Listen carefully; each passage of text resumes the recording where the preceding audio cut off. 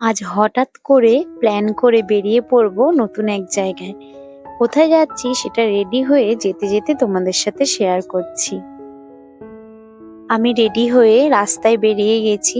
তবে আমি কিন্তু শুধু আজ একা যাচ্ছি না, আমার সাথে যাচ্ছে আমার দুই সখী। ওদেরই প্ল্যান ছিল, ওরা হঠাৎ বাড়িতে এসে বিকালে বলছে এক জায়গা থেকে ঘুরে আসি। এই যে আমরা এখন তিন সখী আসা দেখি, মুখটা দেখি, দেখাও। এখন আমরা যাচ্ছি সেই ঘুরতে বেলঘরিয়ায়। এই সখী দেবে তার বরকে সারপ্রাইজ দেবে। যেহেতু আমাদের হঠাৎ প্ল্যান ছিল, তাই সবাই খুব তাড়াহুড়োর মধ্যে ছিলাম, তাড়াতাড়ি করে স্টেশনের দিকে যাচ্ছিলাম। সন্ধ্যাও হয়ে আসছিল, আর আমাদের বাড়ি থেকে স্টেশন খুব একটা দূর না, 10 মিনিটের হাঁটা পথ। তাই ট্রেন ধরার জন্য সবাই একটু তাড়াতাড়ি ছিলাম। এই দেখো হাঁটতে হাঁটতে চলেও এসেছি স্টেশনের সামনে। স্টেশনের ব্রিজ এটা, এই ব্রিজটা ক্রস করলেই স্টেশন।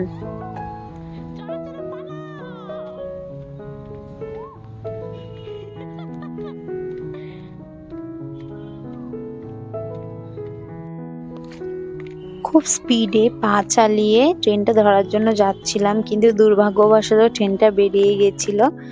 তাই কিছুক্ষণ বসে থাকতে হয়েছিল। বসে থাকতে থাকতে দেখো সন্ধ্যা হয়ে গেছে, তাও ট্রেন আসার নাম ছিল না।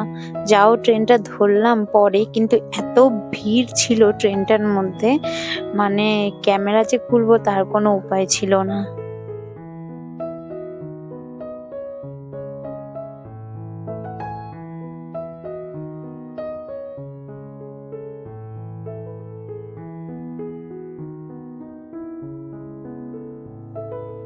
আমরা কিন্তু ট্রেন থেকে নেমেই দেখি আমার ওই সখীর হাজবেন্ড কিন্তু দাঁড়িয়ে রয়েছে স্টেশনের সামনে।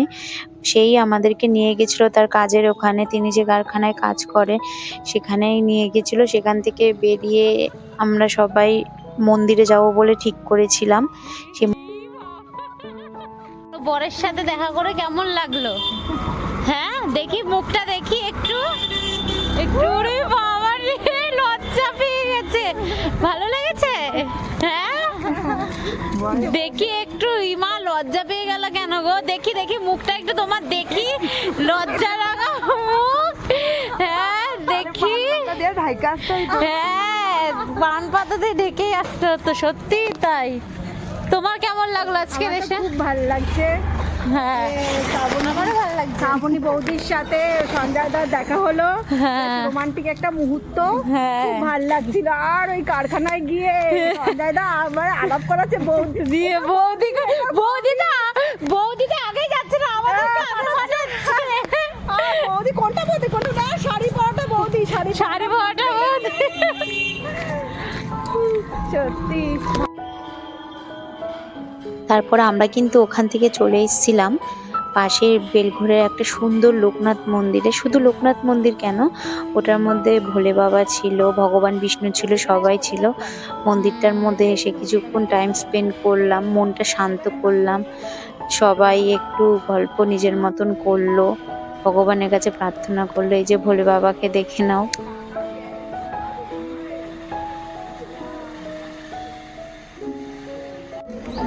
মন্দির দর্শন করে ওখানে কিছুটা সময় কাটিয়ে তারপর আমরা আবার স্টেশনে চলে আসলাম। এসে ট্রেনের জন্য অপেক্ষা করছিলাম। ওই টাইমটা ছিল ঠিক অফিস টাইম, প্রচণ্ড ভিড় ছিল। যাই হোক, ভিড় উপেক্ষা করে ট্রেন ধরে তারপর আমরা চলে এসেছিলাম বাড়িতে। বাড়ি ঢুকতে ঢুকতে আমাদের 9টা থেকে 9:30 বেজে গেছিলো। আমি এখন বাড়িতে দেখো পৌঁছে গেছি। এবার ড্রেস মিস ছেড়ে ফ্রেশ হয়ে এবার শুয়ে পড়বো। টাটা, দেখা হবে নতুন